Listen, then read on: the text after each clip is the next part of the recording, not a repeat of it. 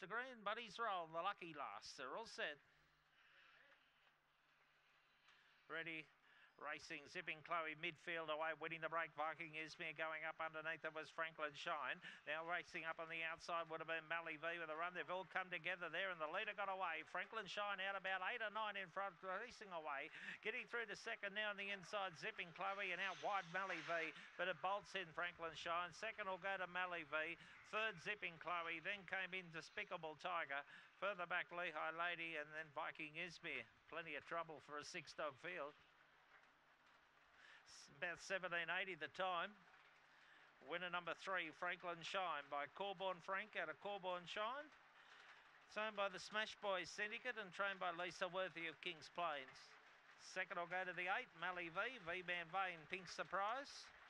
Lee Cod Manchurima, and third to the 5, Zipping Chloe, Smooth Fancy Orcatra, Leslie Coit of Orange. 3, 8, 5 and 7.